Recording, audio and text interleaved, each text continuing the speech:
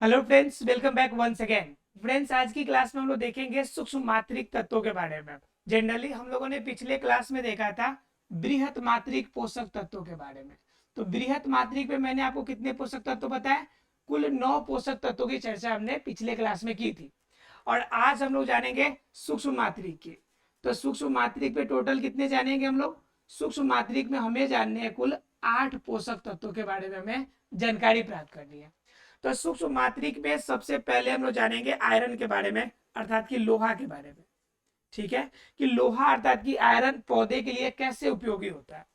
देखिए, आयरन वास्तव में देखा जाए तो ना ये बृहत कैटेगरी में है ना सूक्ष्म कैटेगरी में है, क्योंकि आयरन की मात्रा लगभग बृहत मात्रिक से कम और सूक्ष्म मात्रिक से ज्यादा, अर्थात कि बीच के कैटेगरी में इसे रखा जाता है। मतलब क्या? ये बृहत मात्रिक में भी नहीं रहेगा और सूक्ष्म में भी नहीं रहेगा, मतलब ये दोनों के बीच में है। मतलब इसको मीडियम इसकी मात्रा चाहिए। किसको चाहिए? पौधे को इसकी बृहत आपका मीडियम में चाहिए, ज्यादा चाहिए ना कम चाहिए, इसको क्या चाहिए? मीडियम में चाहिए। पहला नंबर बात। दूसरा नंबर बात है कि लेकिन इसको रखा कहाँ जाता है? तो सूक्ष्म मात्रिक के अंदर। सूक्ष्म मात्रिक के अंदर रखा जाता है। सूक्ष्म मात्रिक के अंदर क्यों रखा जाता है? क्योंकि ये बृहत से कम मात्रा इसकी इस्तेमाल होती है।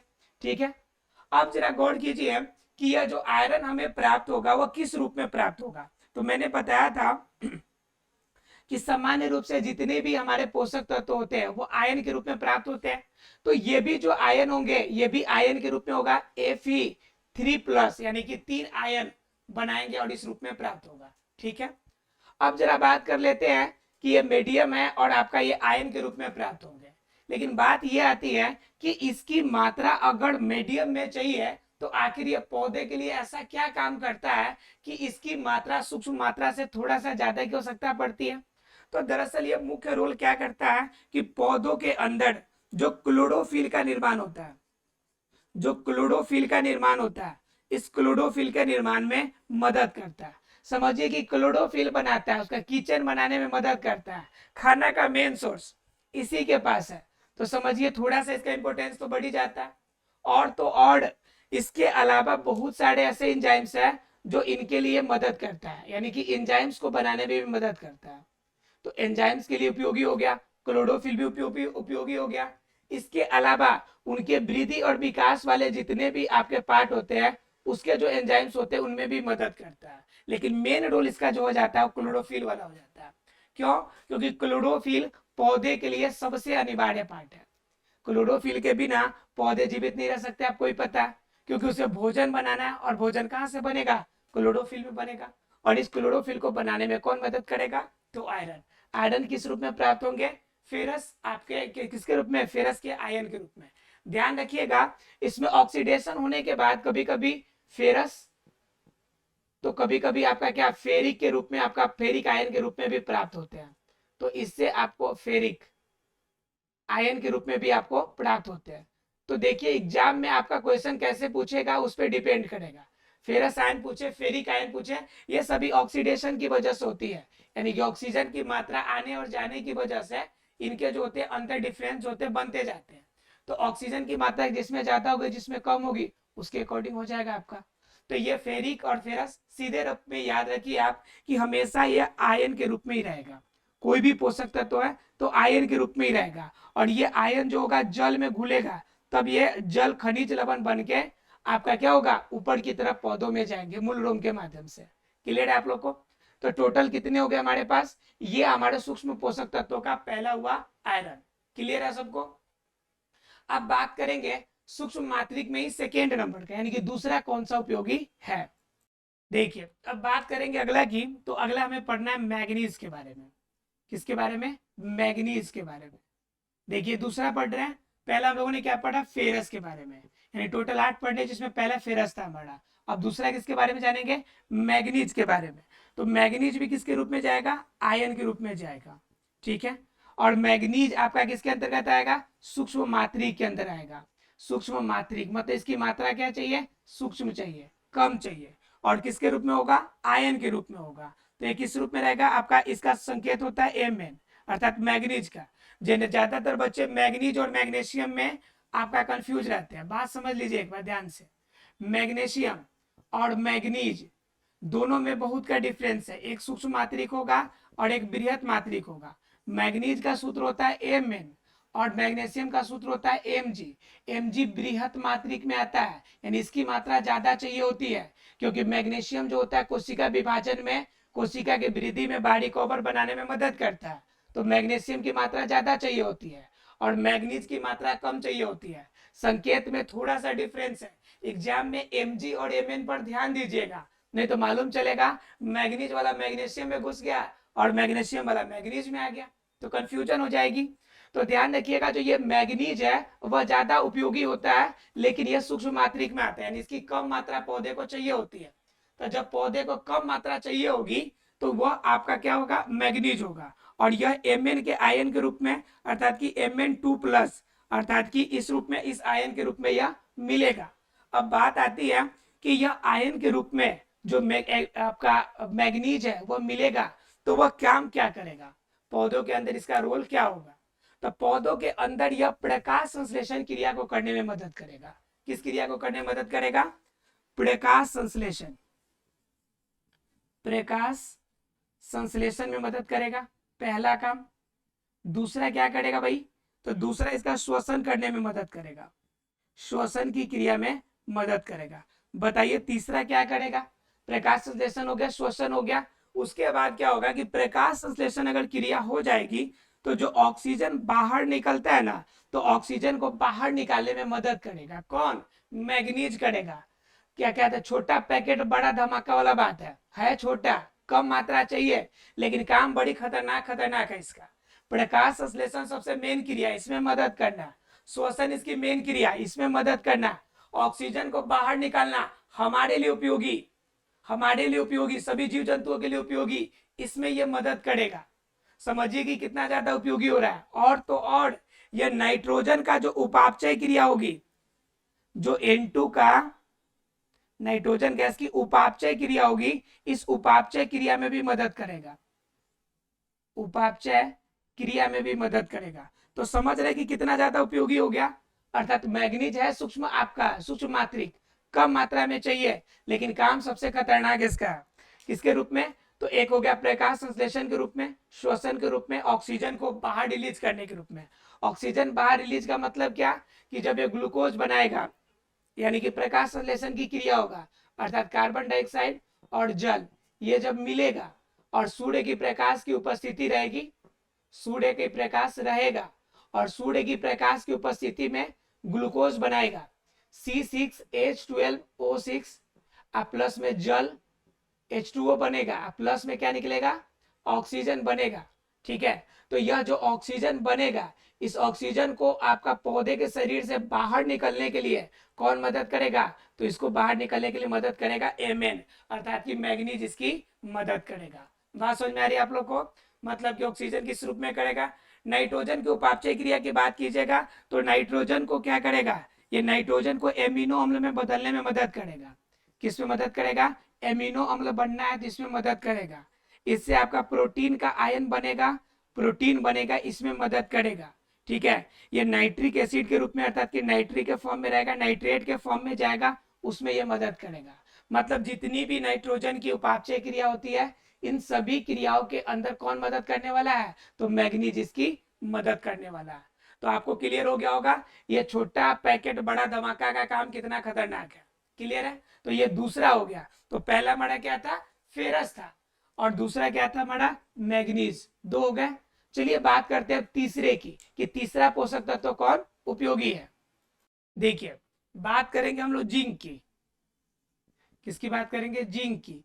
और जिंक किस में मदद करेगा, जिंक का मतलब हो गया कि Zn, इसका सूत्र क्या होता है, Zn। और जिंक है तो ये आयन के रूप में होगा, तो Zn पे कितने होंगे, 2+ वाले आयन होंगे, बनाएंगे। और यह जिंक यह पौधे को आयन के रूप में जल के साथ मिलकर पौधे को प्राप्त होगा। ठीक है, इसकी सबसे कम मात्रा इस्तेमाल होती है, सबसे कम मात्रा पौधे को प्राप्त होती है। सबसे कम मात्रा मतलब सूक्ष्म मात्रिक में भी सबसे कम इसे मिलेगा। सूक्ष्म मात्रिक है मतलब इसकी आवश्यकता भी कम पड़ती है। ठीक है, अब जरा बात करते हैं जिंक के बारे में। तो जिंक आयन के रूप में इस्तेमाल किया जाएगा, सूक्ष्म मात्रिक है। अब जरा एक और बात गौर कीजिए कि यह जिंक जो होता है यह सबसे कम मात्रा में सूक्ष्म मात्रिक में इसलिए चाहिए क्योंकि धरती के अंदर भी इसकी उपलब्धता कम है। धरती में भी इसकी उपलब्धता क्या है, कम है। धरती में इसकी उपलब्धता कम है, उपलब्धता कम है। तो जब धरती में कम रहेगा तो पौधे ज्यादा कहाँ से लेंगे, अगर ज्यादा चाहिए तो बाहर से डालना पड़ता है जिंक।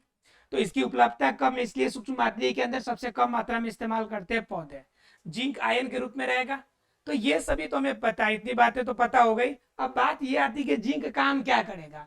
तो दरअसल क्या करता है कि ये कार्बोक्सिलिक जो अम्ल होता है COOH, ये कार्बोक्सिलिक अम्ल जो होता है यह कार्बोक्सिलेज, यानी कि इस कार्बोक्सिलिक अम्ल का जो कार्बोक्सिलेज बनाएगा, मतलब इसका ग्रुप जो बनेगा उसको एक्टिव करने में मदद करेगा। कार्बोक्सिलेज को उत्प्रेरित करने में मदद करेगा। क्या करने में मदद करेगा, इसको उत्प्रेरित करने में मदद करेगा। अब जरा गौर कीजिए कि यह उत्प्रेरित करेगा तो क्या फायदा होगा। तो कार्बोक्सिलिक अम्ल कहाँ पे मिलेगा हमें, एमिनो अम्ल के अंदर, NH2 H2N COOH, ये किसका सूत्र है, तो ये एमिनो अम्ल का सूत्र है। तो बताइए एमिनो अम्ल में कौन मिल रहा है हमको, कार्बोक्सिलेज मिल रहा है। और ये क्या करेगा, इस कार्बोक्सिलेज को उत्प्रेरित करेगा। कौन करेगा भाई, तो जिंक करेगा। तो समझिए कि जिंक जब इसको उत्प्रेरित करेगा तो समझ रहे हैं आपको कि इनके अंदर जो अमीनो अम्ल है अब उसकी मात्रा बढ़ेगी, उसकी क्रिया फास्ट होगी अमीनो अम्ल की बनने की। और यही जब एमिनो अम्ल, जब दो या दो से अधिक एमिनो अम्ल मिलेंगे और किसके बीच होगा, उनके बीच, उस एमिनो अम्ल के बीच में आपका पेप्टाइड बॉन्ड बनेगा, यानी पेप्टाइड वाला बंधन बनेगा। तो बताइए वह क्या बना लेगा, तो वह बना लेगा प्रोटीन। क्या बना लेगा, प्रोटीन। यानी कि पहला काम अगर इसका कार्बोक्सिलेज उत्प्रेरित करना है तो दूसरा काम इसका क्या है कि प्रोटीन बनाने में मदद करेगा, प्रोटीन संश्लेषण में मदद करेगा। भाई प्रोटीन संश्लेषण में मदद क्यों, क्योंकि यह कार्बोक्सिलेज है, यह एमिनो अम्ल बना रहा है। और एमिनो अम्ल जितना फास्ट बनेगा उतना फास्ट आपका पेप्टाइड बॉन्ड, और जितना फास्ट पेप्टाइड बॉन्ड उतना ज्यादा आपका प्रोटीन का संश्लेषण तेज होगा। ठीक है। इसके अलावा क्या करता है, इसके अलावा ऑक्सिन हार्मोन को प्रेरित करता है। किसको मदद करता है, ऑक्सिन हार्मोन को। जरा आप बताइए फटाफट हमें कि ऑक्सिन हार्मोन, सोच के बताइए कि ऑक्सिन हार्मोन पौधे के किस भाग में वृद्धि विकास के लिए जिम्मेवार है। तो जब बात कीजिएगा ऑक्सिन का, तो ऑक्सिन क्या होगा, पौधे के निचले वाले हिस्से में अर्थात कि जड़ वाले हिस्से में वृद्धि में मदद करता है। अगर इसी का उल्टा चले जाइएगा साइटोकाइनिन्स, वृद्धि के लिए वो भी जिम्मेवार है, लेकिन वो कहाँ करेगा, वो पौधे के जड़ के ऊपर वाले हिस्से में अर्थात प्रोडोह तंत्र में वृद्धि करेगा। क्लियर है आप लोग को। तो ऑक्सिन नीचे और आपका वो क्या होगा, ऊपर की तरफ ये मदद करेगा। क्लियर है, दो चीजें हो गई। अब एक और बात है कि आपका क्या होता है कि ऑक्सिन और साइटोकाइनिन वृद्धि बता दिया, लेकिन जब ज्यादा वृद्धि आ जाए तो इसको कंट्रोल करने के लिए कौन हार्मोन इस्तेमाल होता है, जरा फटाफट बताइएगा एक बार, सोचिए जरा सा। तो यहाँ पे जब ज्यादा वृद्धि होगा तो उसको रोकने के लिए इसके पास एक होता है एबिसिसिक एसिड, एबिसेसिक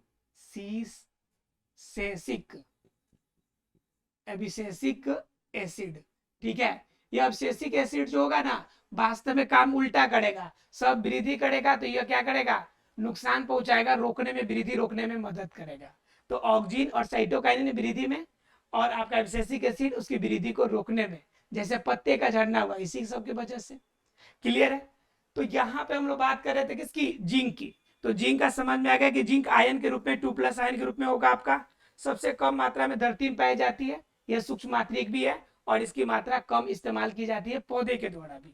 ठीक है, ये क्या होगा कि कार्बोक्सिलेज को उत्प्रेरित करने में मदद करेगा, और कार्बोक्सिलेज जब उत्प्रेरित होगा तो एमिनो अम्ल ज्यादा बनेगा, और जब ज्यादा एमिनो अम्ल बनेंगे तो किसमें मदद हो जाएगा, प्रोटीन के संश्लेषण में मदद हो जाएगा। उसके बाद तीसरा जो आपका वह ऑक्सिन हार्मोन को बनने में मदद करता है। क्लियर है। तो ये इस तरह से आपके क्या हो जाएंगे, ये जिंक के हमारे उपयोग हो जाएंगे। क्लियर है आप लोग को। जिंक तो कितने हो गए हमारे, 3 हो गए। कितने हो गए, 3 हो गए, फेरस, मैग्नीज और जिंक। अब बात करते हैं चौथे नंबर की। देखिए बात करेंगे अब अत्यंत सूक्ष्म मात्रा में पाए जाने वाले पदार्थ जो कि पौधों के लिए जरूरी होते हैं, उसकी नाम है कॉपर। ठीक है, कॉपर की सीधी मात्रा में कहे तो अत्यंत कम। अत्यंत कम का मतलब बहुते कम, बिल्कुल कम, है ना जी, कॉपर। और ये भी किस रूप में मिलेगा पौधे को, तो आयन के रूप में। और आयन के रूप में मिलेगा तो कौन सा आयन, Q2+ अर्थात क्या, Cu2+ अर्थात कि कॉपर आयन के रूप में प्राप्त होगा। ये हमारा कौन सा होगा, चौथा नंबर वाली बात होगी। ठीक है, कॉपर की अत्यंत कम मात्रा चाहिए। आपको पता होना चाहिए कि अत्यंत कम मात्रा अगर कह दिया तो समझिए कि कम का मतलब बिल्कुल कम चाहिए। अगर इसकी मात्रा पौधे में बढ़ी तो जितना फायदा नहीं, उससे ज्यादा घाटा हो जाएगा। यह पौधे के अंदर अगर इसकी मात्रा ज्यादा हो जाए तो पौधा का आपका पार्ट जो होगा जहरीला हो जाएगा, जहर फैल जाएगा। आप समझिए जरा सा, जहरीला यानी कि जहर फैल जाएगा। तो इसलिए इसकी मात्रा पे हमें क्या करना पड़ेगा, कंट्रोल करना पड़ेगा। देखिए, तो जहरीला हो जाएगा यानी कि जहर ज्यादा फैल जाएगा। अब जहर कब फैलेगा, जब कॉपर की मात्रा ज्यादा है। मतलब कि अत्यंत कम का मतलब बिल्कुल कम डालना है, अगर ज्यादा हुआ तो प्रॉब्लम हो जाएगी। अब मान लीजिए कि ज्यादा होगा तो समस्या है, अगर कम है तो समस्या है। मतलब अत्यंत कम चाहिए, बिल्कुल थोड़ा सा चाहिए। तो आखिर थोड़ा सा चाहिए तो उपयोगिता इसका क्या है, तो भाई इसका उपयोगिता भी खतरनाक है, क्योंकि इनके अंदर जो होता है इलेक्ट्रॉन्स को ट्रांसफर करने में मदद करता है, इलेक्ट्रॉन्स के ट्रांसफॉर्मेशन में मदद करता है। अब आप सोच रहे होंगे इलेक्ट्रॉन्स के ट्रांसफॉर्मेशन की पौधे की जरूरत क्यों होती है। ठीक है, तो कम ये इलेक्ट्रॉन्स की ट्रांसफर की आवश्यकता कहाँ पड़ती है, तो दरअसल इलेक्ट्रॉन्स की ट्रांसफर करती है प्रकाश संश्लेषण की जब क्रिया होती है ना, तो प्रकाश संश्लेषण क्रिया के दौरान जो यौगिक बन के हमारा तैयार होता है ग्लूकोज, या ग्लूकोज बनने के समय जो पदार्थों का आपका इलेक्ट्रॉन का ट्रांसफॉर्मेशन होता है, उस इलेक्ट्रॉन के ट्रांसफर में कौन मदद करता है, कॉपर मदद करता है। तो यहाँ पे आपका इलेक्ट्रॉन ट्रांसफर में मेन रोल हो जाता है किसका, कॉपर का। तो इसलिए हमारे लिए उपयोगी है, लेकिन बिल्कुल थोड़ा सा चाहिए, सिर्फ प्रकाश संश्लेषण क्रिया में मदद करने के लिए, और इसका कहीं भी ज्यादा रोल आपका है नहीं। इसलिए पहले ही कह दिया गया अत्यंत कम मात्रा, बिल्कुल थोड़ा सा चाहिए। ठीक है, और ये आयन कॉपर 2+ के रूप में पाया जाएगा। क्लियर है आप लोग को। तो कितने हो गए हमारे पास, 4 हो गए। अब देखते हैं पांचवे की तरफ। देखिए, तो सूक्ष्म मात्री की अगर बात कीजिएगा, तो सूक्ष्म मात्री में अब बात करने वाले हम लोग बोरॉन की। किसकी बात करेंगे, बोरॉन की। ठीक है, बोरॉन का मतलब होता है बी, इसका संकेत क्या होता है, बी होता है। इसकी मात्रा कम चाहिए, कम चाहिए, कम चाहिए मतलब क्या, सूक्ष्म मात्री के अंदर सूक्ष्म मात्रा वाला चाहिए, सूक्ष्म मात्रा वाला ये है। अब जरा बात कीजिएगा कि ये आपका आयन के रूप में मिलेगा, तो आयन के रूप में कौन सा मिलेगा, किस आयन के रूप में मिलेगा, तो ये बोरेट आयन के रूप में मिलेगा। किस आयन के रूप में, बोरेट आयन के रूप में, या फिर tetra borate, tetra borate ion के रूप में। ये दोनों फॉर्म में आपको पाए जाते हैं, अर्थात BO3 BO3 2+ है ना जी, इस आयन के रूप में। और ये जो मिलेगा टेट्राबोलेट, वो मिलेगा B4O7। ठीक है, B4O7 के फॉर्म में, ये 3 आयन के रूप में।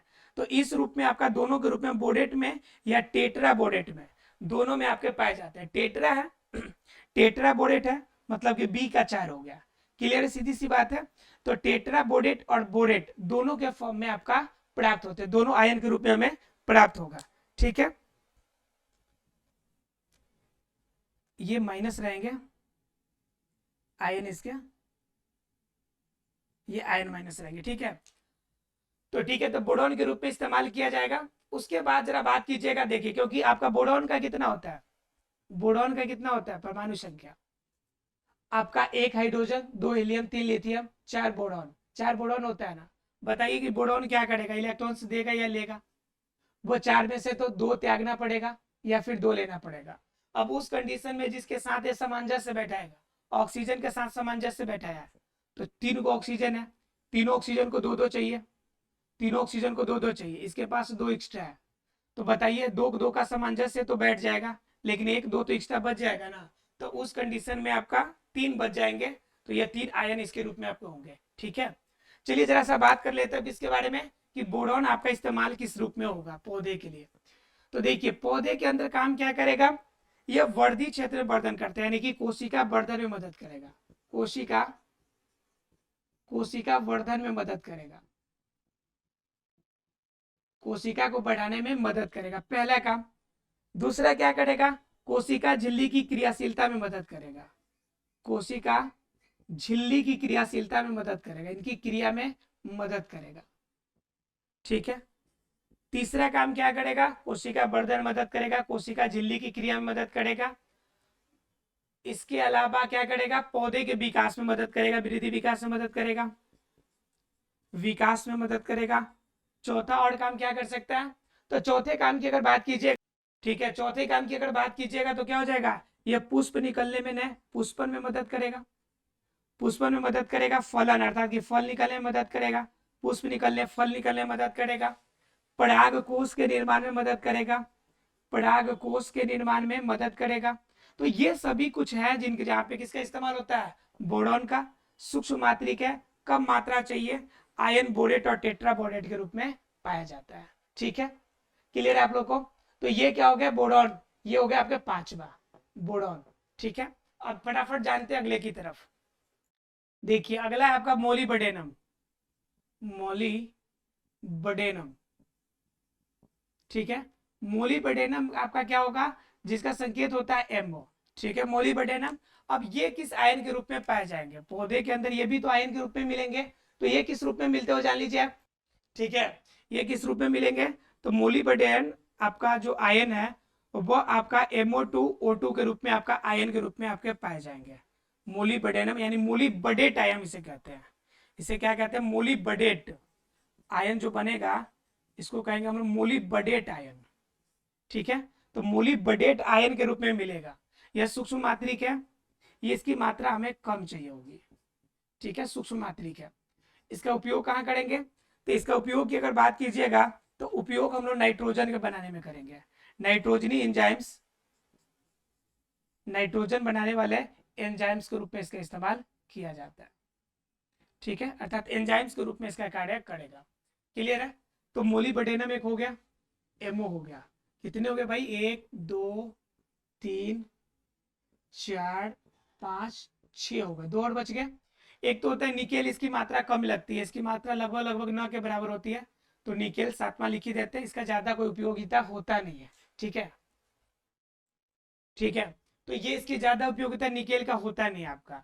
अब एक बच जाता है आपका कौन, क्लोरीन, एक क्लोरीन। तो क्लोरीन जो मिलेगा हमें ना, वो क्लोराइड के आयन के रूप में मिलेगा, किसके आयन के रूप में मिलेगा, क्लोराइड आयन के रूप में, ठीक है। ये भी सूक्ष्म मात्रिक है, इसकी भी मात्रा क्या चाहिए हमें, कम चाहिए। लेकिन एक और बात है, ये काम क्या करेगा, तो फोटोसिंथेसिस अर्थात कि प्रकाश संश्लेषण जो होगा ना, प्रकाश संश्लेषण की जो क्रिया होगी, इस प्रकाश संश्लेषण की क्रिया के समय यह मुख्य रूप से काम करेगा। प्रकाश संश्लेषण की जब क्रिया होगी तो उस समय जल के आयन को तोड़ने में मदद करता है, जल को आयन के रूप में तोड़ने में मदद करता है, कौन, यह क्लोरीन।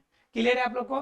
तो इस तरह से हम लोगों ने आज क्या जाना, सूक्ष्म मात्रिक पोषक तत्वों के बारे में। आशा फ्रेंड्स क्लियर हो गया होगा, किसी को इसमें कोई डाउट नहीं रहा होगा। मिलते अगले क्लास में, तब तक के लिए thank you very much friends.